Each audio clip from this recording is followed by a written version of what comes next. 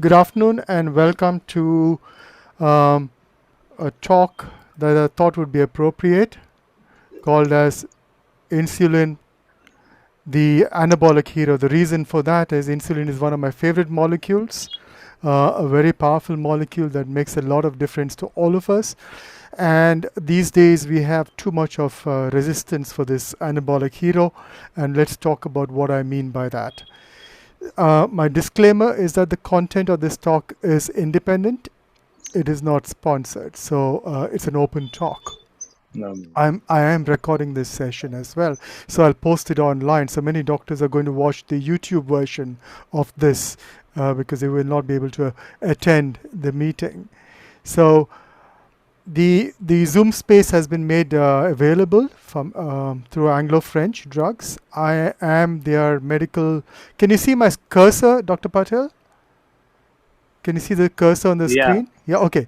So currently I'm also a medical advisor for Anglo-French, as well as a practitioner. I practice telemedicine. So I shut down my clinic during the beginning of COVID, and I don't intend to open it. I had a clinic down south in Mumbai, South Mumbai, behind Wilson College. Okay, so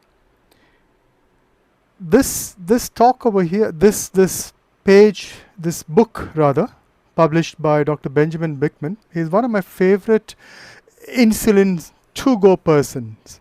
He is a fantastic, very, very knowledgeable about insulin because he's done his bioenergetics as well. He has published quite a few publications on insulin, and recently this book, which I bought at Amazon as a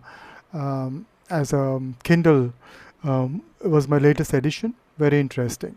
So I'd like to start the presentation by saying that diabetes is not a glucose disease. It is an insulin disease, and it's time that we change that from a glucose disease to an insulin disease, because it is not about glucose, it is about insulin. Glucose is only a manifestation. So we need to understand that cells respond to both hyperinsulinemia and insulin resistance, and I'll explain in a short while what the difference is. So insulin resistance is cell specific. In other words, every cell may be resistant to insulin, but this will make a difference depending on the type of cell. And each cell type will behave differently to insulin changes. Now, hyperinsulinemia is basically an increase in the amount of insulin that is circulating in plasma and blood. So that is the first thing. That is the first thing that occurs before insulin resistance pops in. So hyperinsulinemia is the first thing that happens because of the challenges that we face, because of one of the reasons being hyper carbohydrate intakes. So the sugar levels go up, which pushes up the insulin, which tries to balance the sugar levels, and after some time the insulin starts going to a higher level than what is physiologically possible, and that is the problem which precedes insulin resistance. And so hyperinsulinemia is first, and then insulin resistance, and we need to measure both, and we'll talk about it in a while. So is this okay? Can I continue? You can hear me? You can see the slides? Yeah. Okay. Now, what the most important thing about insulin is that insulin controls fuel and it controls energy. That is what it is. Insulin is an anabolic hormone, and because insulin is an anabolic hormone, it is one of the oldest molecules that we have had, and because of insulin, our species has survived, because what insulin does is it makes sure that it controls fuel. So if insulin is an ancient molecule, so what it thinks that if I don't get food tomorrow or the day after or this week, for example, because earlier than 100 to 200 years back, we were more on a fasting spree and very less time feeding. So we were more on fasting, and that what happens then is insulin kicks in and make sure that I have enough fuel reserve. And that insulin is what it does. It controls fuel, and so it controls energy, because 3 days from now, if I need energy, insulin makes sure that whatever little excess that I eat or what is not used is stored. And the best storage form ever is fat. Fat is the best non-toxic storage form of energy. And the only challenge is that we have abused the storage of fat, and so we end up with obesity. We can talk about it in some other webinar, but this is the central point. Insulin controls fuel and controls energy. So insulin and insulin-like growth factor 1 are present in virtually every cell of the body and plays a central role in the control of metabolism, growth, and differentiation, and that's how insulin works. So excess insulin changes these parameters. So insulin is we know this. It's been described several times. It's a polypeptide with 51 amino acids, and it's important hormone for glucose, fat, and protein metabolism. All of them stimulate insulin at different levels. That means if you take a glucose or a carbohydrate-based meal, that stimulates insulin, and so does a protein meal, as well as just pure fat. So all stimulate insulin, but at different levels. Carbohydrates being glucose, or carbohydrate being most stimulatory of insulin. Second would be proteins, and then come fat. So what happens is this impaired insulin secretion that happens because of excess carbohydrates is a major contributing factor for the pathogenesis of diabetes mellitus, which we are most commonly which we are familiar with. Now, what is important is that beta cell function is important for the secretion of insulin, and it's what you call as physiological parameters of secreting insulin is important. So beta cell burning is possible, but it is quite impossible to have none of the beta cells in the pancreas working. They will work at a certain level, but they might decrease after some time with constant stimuli for the production of insulin. So insulin resistance basically initially proposed to describe patients with diabetes. So we always link diabetes to insulin resistance, but insulin resistance is a parameter on its own, and diabetes is the manifestation of insulin. So we need to change or we need to make a mind shift, looking at diabetes as an insulin problem, and not diabetes as not diabetes really as a glucose problem. So what we need to understand, as I mentioned some time back, are two issues. Hyperinsulinemia, that's increased level of insulin in blood, which precedes insulin resistance, and then the cells of the body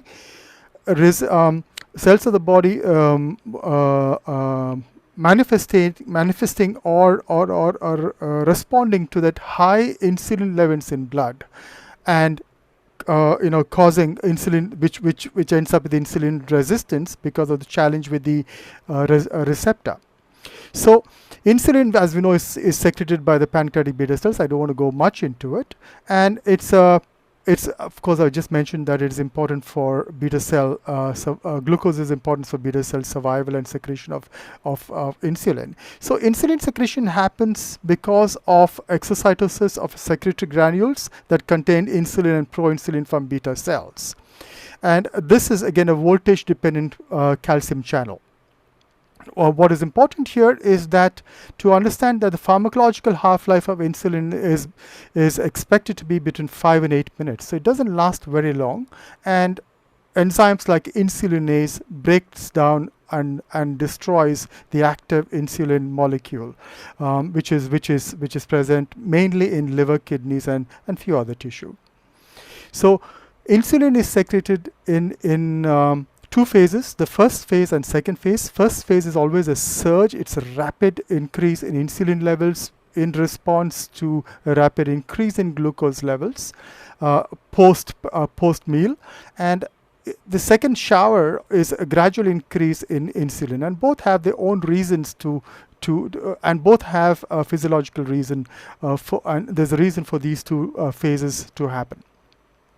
Now, the tissue representation, what happens is most of the food and the glucose homeostasis happens in three very important tissue, that is skeletal muscle, liver, and white adipocytes, or white fat tissue. So in the skeletal muscle, it is insulin promotes glucose utilization, storage by increasing glucose transport, and net glycogen synthesis. So glycogen is a non-toxic storage form of glucose. In the liver, what happens is insulin activates glycogen synthesis, increases adipogenic gene expression, so it increases the conversion into fat and inhibits gluconeogenesis. So new glucose is not formed because there's already high levels of glucose, which stimulates insulin. So it does this by decreasing gluconeogenic gene expression.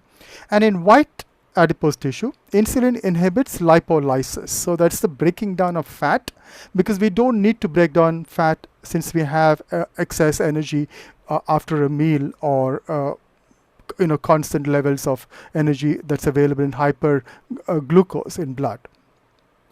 Now, this also increases glucose transportation and adipogenesis. So white adipose tissue, skeletal muscle, and liver are the three main organs and get affected the most first. So in the went back. Now, what is important is this talk about hyperinsulinemia.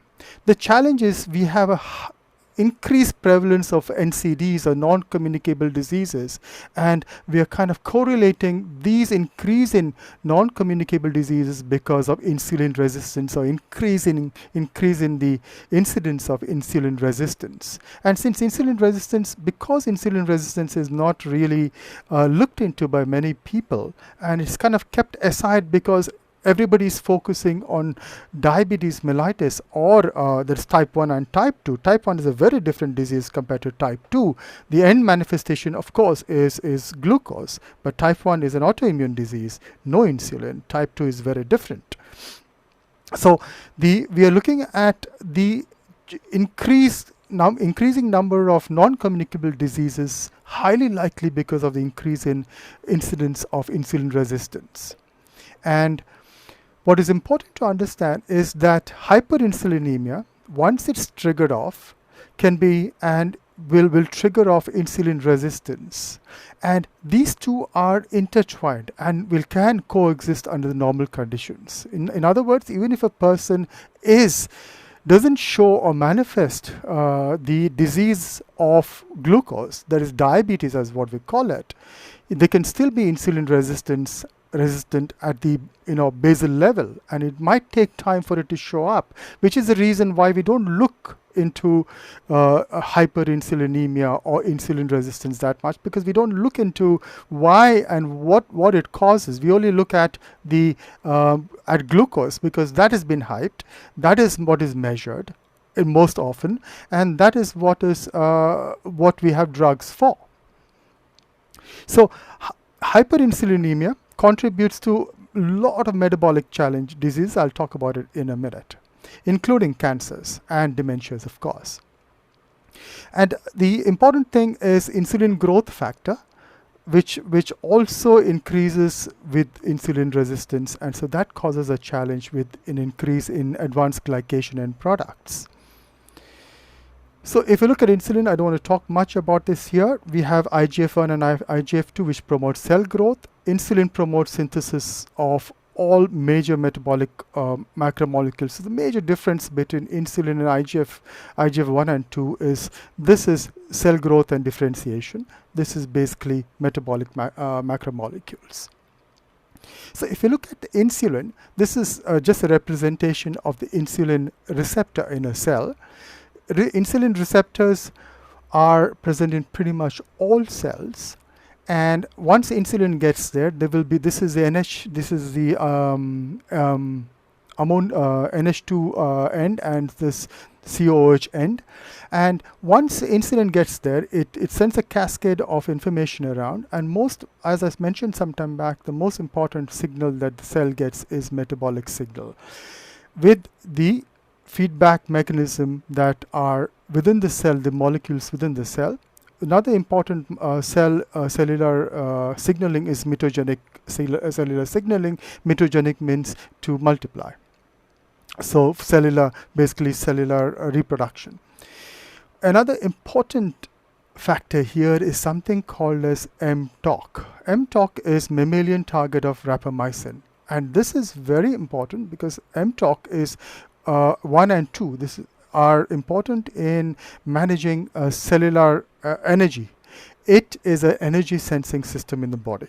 Okay, so when an insulin, this is a cascade that happens in skeletal muscle. So when you have insulin in the skeletal muscle, the important things is the end product is glycogen synthesis, increase in the number of glucose receptors, so that glucose can go into the cell, stimulates glucose 6-phosphate, and produces glycogen synthesis, and blocks basically glycogen synthase, because you don't need to, increases glycogen synthase to form glycogen synthesis. So there's a drop in the breakdown of glycogen because we have glucose coming in. So this is one of the major things that it does in the muscle. Another important factor here, of course, is the feedback mechanisms that we have, which work on the glucose receptors. Now, if you look at fasting, hepatic glucose production in humans, so if once we start fasting, there are two things that happens and maintains glucose levels in blood. Okay, so it is after some time, initially when you start fasting, the first couple of hours or maybe a day or two or even 3 if you go on fasting, you may get irritated because the glucose levels kind of fluctuate a little.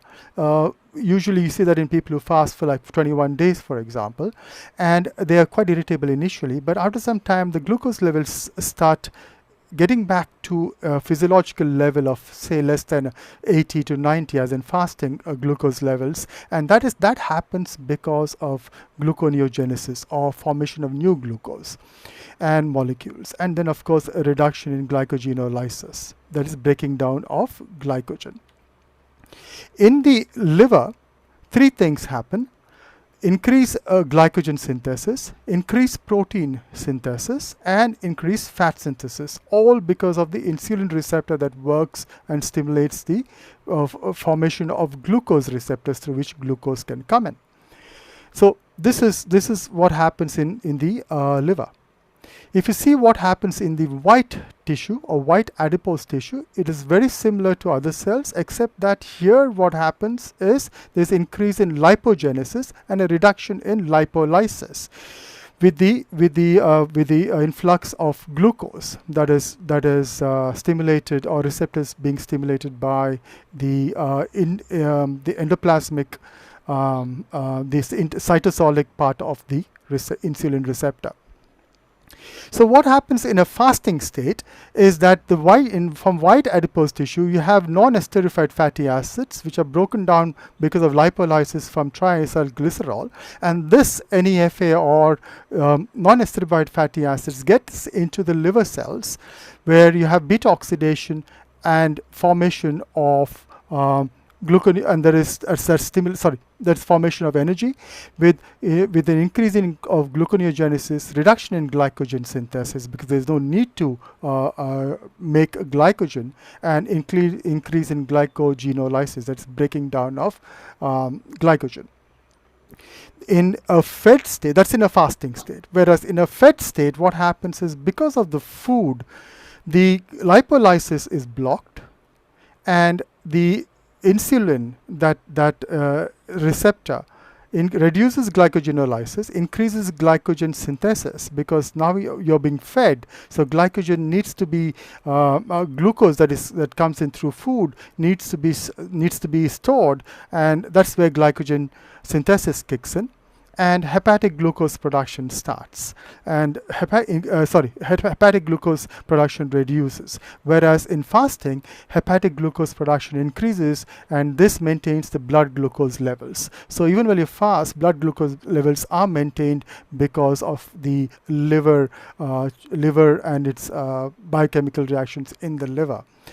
Even though the muscle has glycogen, the muscle glycogen cannot come out of the cell, because we need muscle glycogen for rapid production of glucose when we, for example, have to run for our lives. Because if you don't have enough glycogen in your muscle, if you have to run from an animal or someone's trying to chase you, you don't have enough glycogen, or if you don't have enough glucose in cells for aerobic respiration and to make ATP, you'll be in trouble. So glycogen that is produced in the muscle is not meant for any other tissue but just for the muscle, whereas the glycogen that happens or is produced in the liver is available for all other tissue.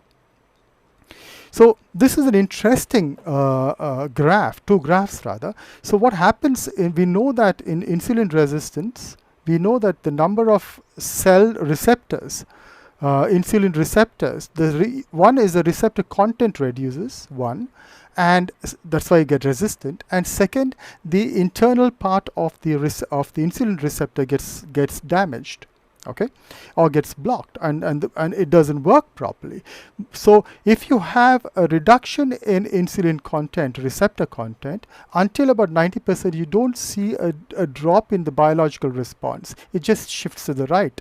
But when we start seeing the latter challenges that happens in hyperinsulinemia and insulin resistance, what happens is the post-receptor defect also kicks in, and that's when the biological response drops.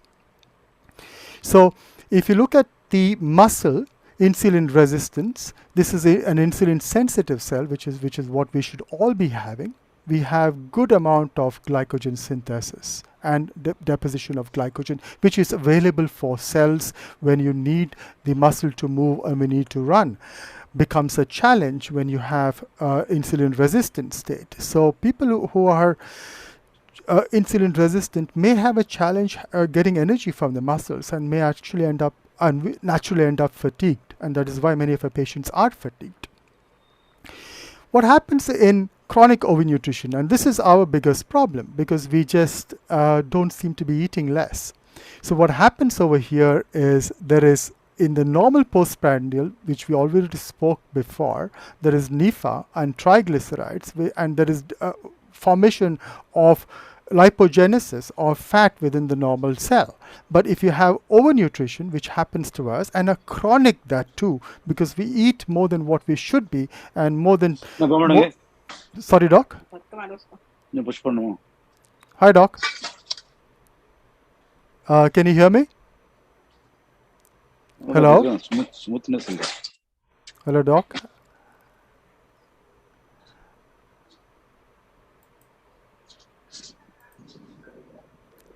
Okay, so what happens in chronic overnutrition is there's an increase in increasing glucose, increase in fructose, because if you eat a lot of fruit, you're definitely going to get fructose, or a sugar beverage like a Coke or a Fanta, or if increase in proteins, basically overnutrition. I'm not talking about generally enough proteins. That causes an increase in fat content because of the reduction in lipolysis and an increase in the NEFAs that come into the liver.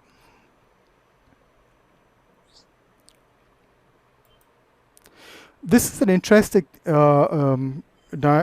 illustration where in a normal person who is insulin sensitive, we just have enough fat cells to keep us going. But when we start becoming insulin resistant, we are still lean, but there is fatty tissue being deposited, and we are still okay. And the subcutaneous tissue in the body still can maintain our levels, but we are still fat and we are still okay for certain level. But after some time, it becomes a problem. But we have some metabolically fit obese people who are also insulin sensitive, and their fat deposits are increased in the subcutaneous tissue but not in the liver and muscle. This is a very few people who have such traits. So overnutrition is our problem. We just spoke about it, and there are three main characters: the liver, the skeletal muscle, and the adipose tissue, especially the white adipose tissue. What I would like to also emphasize here is this skeletal muscle. And why do I talk about skeletal muscle? My practice is very protein centric and very muscle centric. The reason for that is that we totally kind of miss the importance of skeletal muscle. If you have a meal, say even a carbohydrate rich meal, about 70 to 80% of that excess carbohydrate goes to the skeletal muscle, not any other tissue. So if you're low on skeletal muscle, where's that glucose going to go? So you start getting increased levels of glucose in blood, or hyperglycemia, and immediately insulin starts kicking in and to bring down that glucose. So initially you don't see a challenge because insulin starts working. We have insulin sensitive cells all over, no problem. So the insulin sensitive cells start working, taking in glucose, including the muscle. But as we get to a point where there's too much glucose, and this chronic nutrition, overnutrition, causes a problem where you have insulin resistance setting in, and that's where the glucose cannot be managed anymore within physiological levels, and that's when you see a rise in blood glucose levels. And so we see something around what we call as above 100 milligrams per deciliter, something what we call as pre-diabetes. Now, I don't believe that there should be a stage called pre-diabetes, because pre-diabetes doesn't make sense to me. Either you are non-diabetic or you're diabetic. Pre-diabetes gives us some more time to still eat the foods that is not suiting us, or overnutrition. So I believe that I would actually not look into pre-diabetes, and I would tell my patients, that's not pre-diabetes, you are diabetic, take it as diabetic. Let's start working on it right now.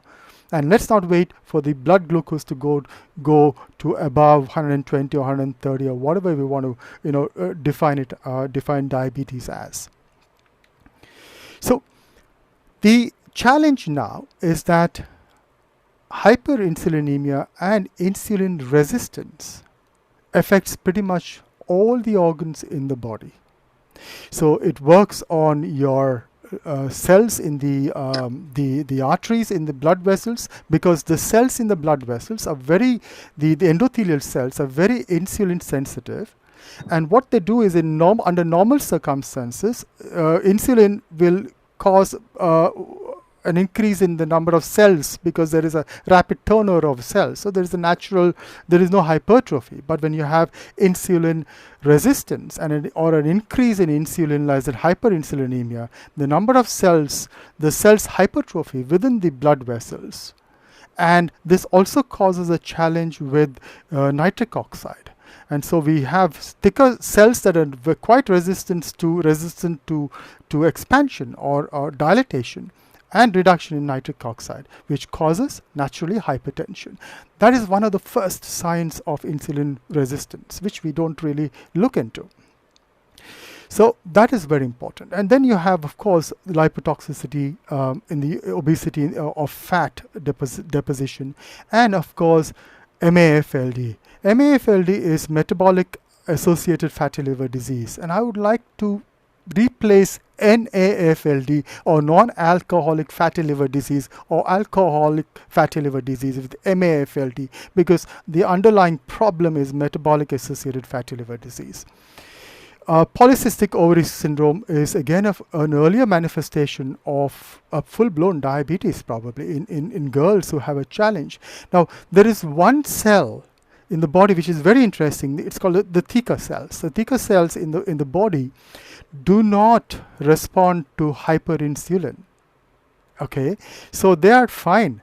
And what happens is the high insulin levels, they don't get resistant, in other words. But so the high insulin levels in blood simulate or gets into these cells, and the high insulin levels inhibit a very important enzyme called as aromatase. Aromatase is very important in the conversion of testosterone into estrogen. So when this doesn't happen, or this gets blocked, when this gets blocked because of high insulin levels, the testosterone levels go up and we end up with something called as PCOS in girls. That's the basic mechanism. And also, of course, cystic ovaries, because of the increased number of cysts that are dysfunctional. Important thing now is how do we measure beta cell, the functions of beta cells. So there are two things there: beta cell function, the secretory function, as well as insulin resistance. There are many ways of measuring this. Some of the more important things are hyperglycemic clamp. Again, very impractical for clinical use. But what is useful is C-peptide, or even an oral glucose tolerance test. HOMA is again very, very useful. HOMA is homeostatic metabolic, that is homeostatic model of assessment of insulin resistance. That is also very useful. There is HOMA IR now, which can be calculated. And HOMA B is fasting insulin levels.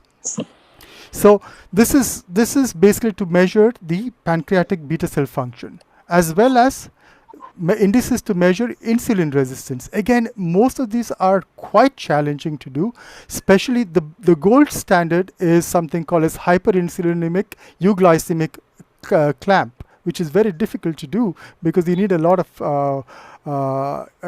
instruments as well as cost money. Good to do in a lab, good to do in an academic situation, but in a clinic, not good at all. So one of the things, and let me just mention about this sometime later, is insulin fasting levels, the insulin to glucose ratio, or HOMA IR, which we talked about. The QUI-CKI can also be used. So, but the challenge with this paper is that even though we have various methods or methodologies to measure pancreatic beta cell function and insulin resistance or sensitivity, they are still challenging and difficult to manage. So the hyperglycemic clamp test is one. I won't go into it. And one more challenge is to measure whole body insulin action, because you can't go into every cell and measure the effect of insulin on every cell. So that becomes a huge challenge. This is the HEC, or hyperinsulinemic euglycemic clamp test, where you infuse insulin to a level where it balances off glucose, and then you start introducing glucose again, and we look at the steady state, which is again quite difficult to manage, but academically very important. So let's start with so we looked at some of the things like HOMA, but what is important for me, at least in my practice, is hyperinsulinemia, because hyperinsulinemia is the first thing that pops up in most patients, the younger ones who are who are exposed to, or the naive ones who are exposed to a lot of sugar. I don't know what age that would be, because these days, we even feed little kids, infants, sugar.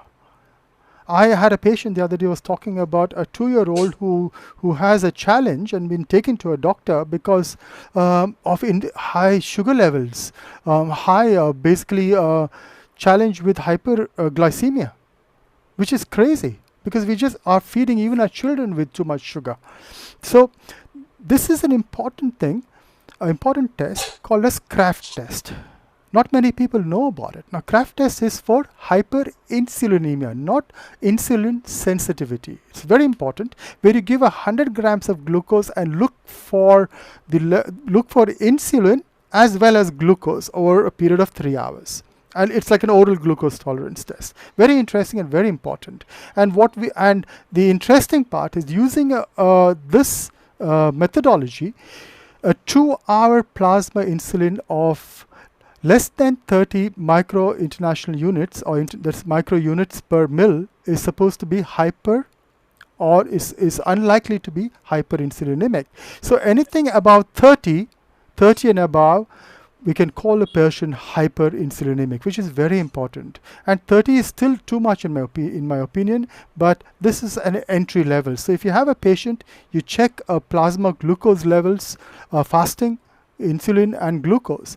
You can check and see what the glucose levels are. Give them 100 grams of glucose as food instead of a meal, and after 2 hours check their insulin levels and glucose levels. And insulin levels of about 30 after 2 hours is definitely hyperinsulinemia. So this is an interesting, and what we the Kraft test is very interesting, because we look at different patterns where you can look at normal insulin, borderline hyperinsulinemia, different patterns, and also hypoinsulinemia. So this is another paper by the same author, Dr. Joseph Croft. He died in 2017. This is one of his last papers and published papers. Very interesting person, and a lot of good research on hyperinsulinemia. So basically you have these graphs where you measure both insulin, the blue line, and glucose, this one here.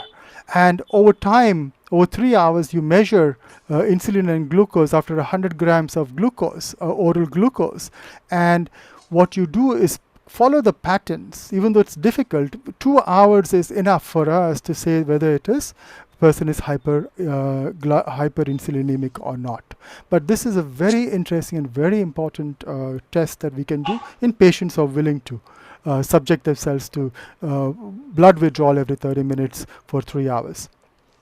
I won't go into that. So to make the long story short, insulin works on receptors and is very important for cell proliferation, protein synthesis, lipid synthesis, reduction in gluconeogenesis, reduction in lipolysis rather, that is breaking down of fat, and increases or works on glucose uptake and glycogen synthesis. So too much insulin, again, we need insulin, but too much of it is bad. So modest increase in insulin promotes lipogenesis, and that increases induces obesity, because an insulin therapy again promotes weight gain. We know that as soon as we put our patients on insulin, they are going to put on weight. And high fasting insulin predicts weight gain. So that is another thing that we can look at, that's hyperinsulinemia. And of course, we can look forward to pharmaceutical drugs, which could probably help in lowering insulin levels, and which will help many of our patients. There are a few in the pipeline. So this is another challenge. Again, insulin too much. We're looking at hyperinsulinemia in most of our patients who end up with insulin resistance, which works on cell proliferation, protein synthesis challenges, lipid synthesis challenges, and reduction in lipolysis, which increases lipid levels in blood and makes us obese. I think we have spoken about this, where you have overnutrition and increased inflammatory mediators which cause cardiovascular disease. Now, these are some of the therapies that are in the pipeline, interesting, including a PPAR delta, which is different from the ones which I had earlier, because delta regulates important cellular metabolic functions that contribute to maintaining energy balance. So these new trials are out, and these are basically focused on insulin resistance, hopefully soon, and hope we get them fast, because many of our patients do need it, in addition to, of course, food balance and change in lifestyle, including food habits. So these, just a take-home message, my personal lookout for a list of hyperinsulinemia and insulin resistance. Okay, so if you have a patient who is middle-aged or older, overweight, especially in the abdominal area, increased abdominal circumference of above 35 for women and 40 for men, increased waist to hip ratio, circumference ratio, that is more than 0.8, 8 or more than 0.8, or n or 1 and more than 1 in males, acanthosis nigricans, skin tags, fatty liver, can easily put on weight, difficulty losing weight, and has PCOS, definitely hyperinsulinemia and insulin resistance. Even though we look at this and say, oh, they're diabetic or pre-diabetic, they're actually insulin resistant or have hyperinsulinemia. So But the other thing that I do in many patients is look for blood tests. So the easiest thing we do, and which we have at our disposal when we do a lipid profile, is to look at the triglyceride to HDL ratio, which is quite a good indicator of insulin resistance. So anything above 3 is, or 3 point, I would say 3 is a challenge and indicates insulin resistance. Very easy to do. Everybody gets lipid profiles done. HDL and triglycerides are easily available. The other thing that we can do is check C-peptide levels. C-peptide is a connecting peptide. Connecting peptide is released when proinsulin is broken down into insulin, the final product of insulin. So we can measure C-peptide. The advantage with measuring C-peptide is that it doesn't get, it has a longer half-life than insulin, which gets broken down by insulinase and in the liver. The liver breaks down a lot of the insulin. So you can't get much of that insulin to measure insulin. But C-peptide is available, and overnight fasting and measuring C-peptide is also a good indicator. 0.5 to 2 nanograms per mil is the range. I would say anything above 1 is a problem. And we can look at insulin to glucose ratios, whereas fasting that is postprandial, insulin and glucose levels, where we do a fasting and a postprandial 100 grams. I just spoke about it in the craft just some time back. So here we can measure the amount of insulin and glucose in our patients fasting. On postprandial, where you can give 100 grams of glucose and look at how much insulin is required to keep that amount of glucose. Even though many of our labs say that up to 30 micro international units per ml is okay, I have a challenge with that. And in my opinion, anything above 8 micro international units per ml is a problem. We can also use a software that is available online called as HOMA 2. And HOMA 2 is here. I just took some screen images of this, available in the University of Oxford. Free for use, available in different platforms. If you have a Windows-based platform or a Mac OS or a Linux or whatever platform you use, you can download a version of it, and it's very simple. I've just keyed in some plasma glucose levels, 80, 90, and 160 here. Insulin is fasting insulin of 4. If fasting insulin 8 or fasting is 55, which is like, this is terrible to have a fasting glucose of 160 and 155. And so if you look at the insulin resistance, this is 7.6, this is 0.5. So anything above 1.2 to 1.3 is a problem. Okay, and this software is available. It also gives you something called as beta cell percentage, the amount of cells that are being pushed in the beta cells. So the minute you start pushing beta cells too much, you're really pushing the beta cells to make a lot of insulin. This is the percentage of insulin sensitivity, and it goes down as our blood glucose levels and insulin levels go up. So it's quite an interesting software and very quite easy to use, and available, I think, even on the telephone, if I'm not wrong. So what is important is that we need to, in the future research, and for us physicians, we need to look at and make a shift from the glucose-centric model to an insulinocentric model for diagnostics and treatment, because we can pick up patients much before they have a glucose problem, probably even before they start getting hypertensive in some cases, even before young girls start getting PCOS, you know. So we need to look into insulinocentric models. We need to close down the blinkers that we wear when it comes to when it comes to looking into what we can do with the insulin groundwork or play area rather. So we need to look at investigations where we look into the other polypeptides and hormones that work on them, and a drilling down of insulin dynamics and looking into the differences between acute and chronic and normal and pathological states of insulin dynamics. This is going to happen soon, but it's taking time, and hyperinsulinemia and insulin resistance is not new. We have had it for a very, very long time, but we're not doing much about it. I'd like to stop here.